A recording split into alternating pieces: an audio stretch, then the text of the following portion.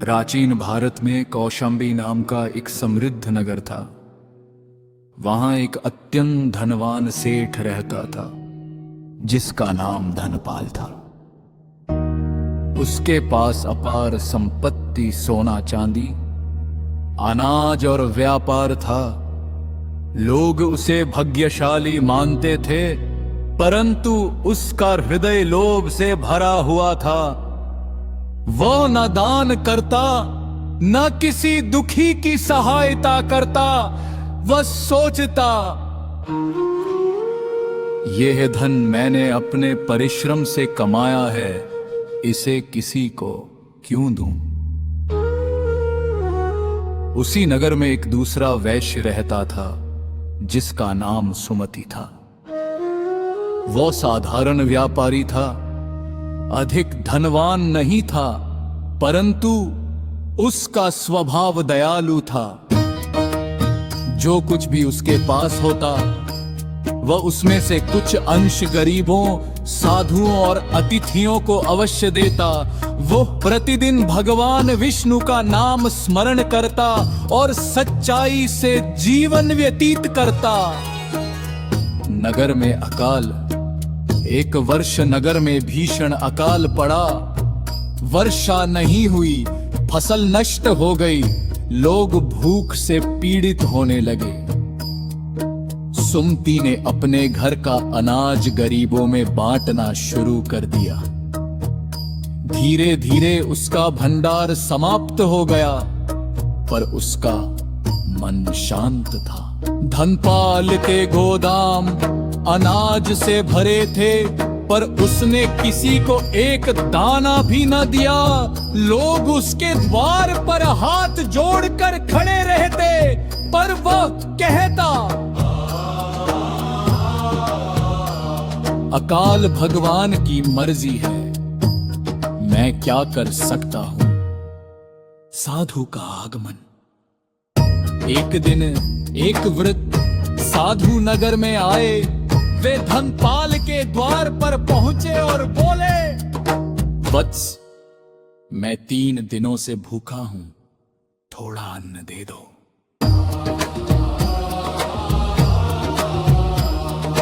धनपाल ने कठोर स्वर में कहा, मेरे पास कुछ नहीं है, आगे जाओ।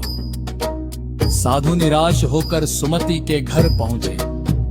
सुमति के पास स्वयं के लिए केवल थोड़ा सा अन्न बचा था, फिर भी उसने प्रसन्नता से वह अन्न साधु को दे दिया। साधु ने आशीर्वाद दिया, वत्स, तुम्हारा यह दान व्यर्थ नहीं जाएगा। मृत्यु के बाद यही तुम्हारा सहारा बनेगा। मृत्यु का समय।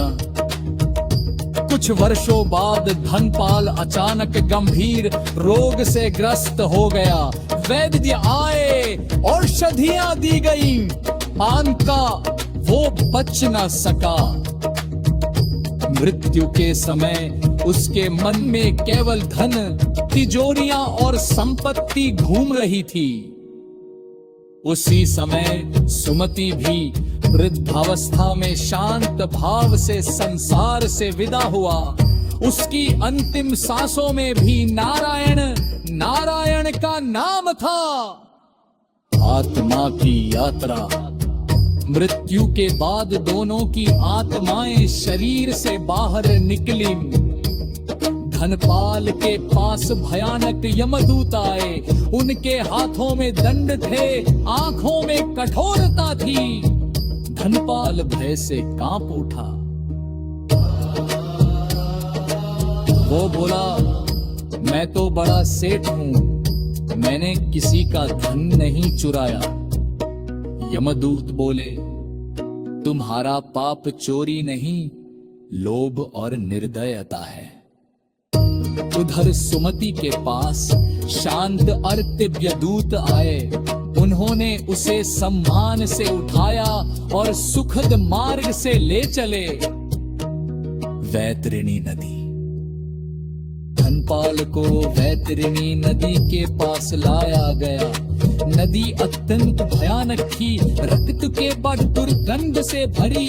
उसे पार करने का कोई साधन नहीं था, उसने कभी दान नहीं किया था, इसलिए उसके लिए कोई पुल या नौका नहीं थी। वह नदी में गिरा और भयंकर पीड़ा भोगने लगा। सुमति के लिए वही नदी स्वच्छ और शांत दिखाई दी। उसके दानों और पुण्यों से वहां एक कृत्य मार्ग बन गया, जिससे वो सहज ही पार हो गया। यमलोक में लेखा, यमलोक में दोनों को चित्रगुप्त के सामने लाया गया। धनपाल के कर्म पढ़े गए, धन होते हुए दान नहीं किया, भूखों को अन्न नहीं दिया, अहंकार और लोभ में जीवन बिताया।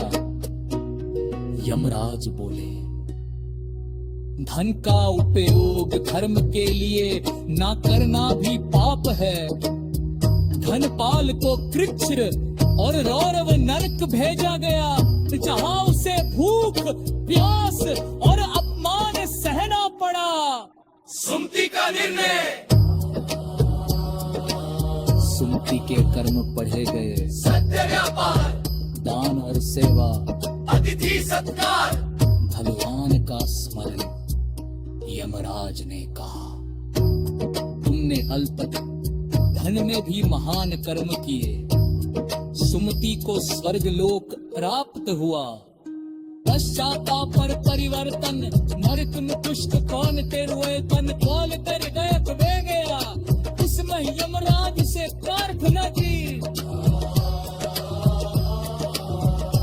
वेदवराज, मेरे जीवन में तुम दो ही सब कुछ समझा। अब मुझे अपने पाप का बोध हो गया है। उसके पश्चाताप को देखकर यमराज ने उसे अगला जन्म एक गरीब परिवार में दिया, जहां उसमें परिश्रम, दया और प्रार्थना सीखा। मोक्ष के बाद स्वर्ग में सौदी में अलेप सुख खो गए, पर उसका अनमहाक्रम स्थिर नहीं हुआ। उसने भगवान विष्णु का स्मरण किया और कहा, मुझे ऐसा जन्म दीजिए जहां मैं केवल आपकी भक्ति कर सके। उसकी भक्ति से प्रसन्न होकर भगवान विष्णु ने उसे अगले जन्म में सात सन्ने और भक्ति मार्ग प्रदान